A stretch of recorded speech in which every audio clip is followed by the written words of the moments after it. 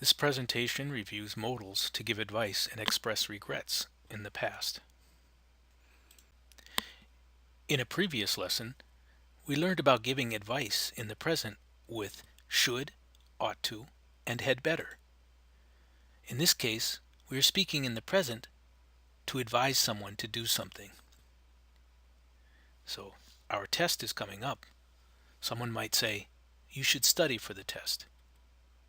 And we learned that there were 3 ways to say that. You should study for the test, you ought to study for the test, and you had better study for the test. In this case, we are making a recommendation or giving advice that someone study. What if the test is already finished? And what if the person got an F on it? We might want to make a recommendation like this. You should have studied. In this case, the sentences mean the same thing. You should have studied for the test. You ought to have studied for the test. However, should have is more common in speaking than ought to have. We can use the structure modal plus have plus past participle to talk about advice for someone in the past. Or we can express a regret. That is a feeling that we have when we do something, but we now don't like what we did in the past. Or we can express blame when we let someone know what they did was wrong. This is a kind of criticism. Let's look at some examples.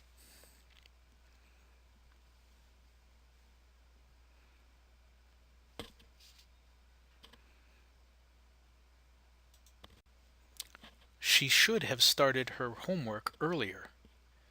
She has a lot of homework now because she didn't do this.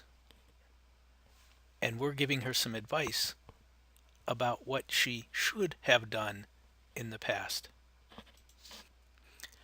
I should have told her how much I love her.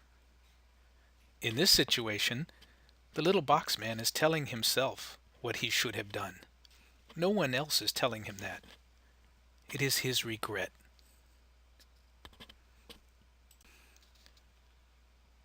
And finally, this woman is a little mad at someone.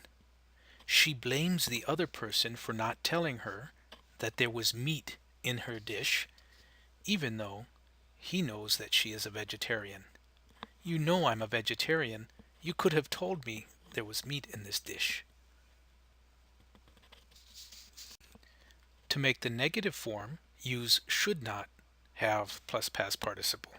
She should not have eaten so much, or she shouldn't have eaten so much. Or you can use ought not to have plus the past participle. He ought not to have stayed up so late.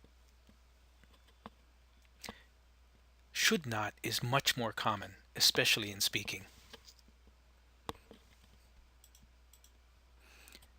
To make questions, use should plus the subject plus have plus the past participle, as in these examples. Should we have taken an earlier bus?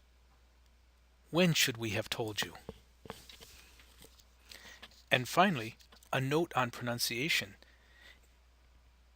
In normal speaking and informal writing, we often use the contractions. Listen to the sounds of the long forms and the contractions. Then repeat them out loud. Should have, should have. Could have, could have. Might have, might have. Sometimes people will use these forms in a text message or an informal email to a friend. These are not standard though. And finally, using of is a mistake. You'll see this a lot on the internet, but it is not accepted standard English.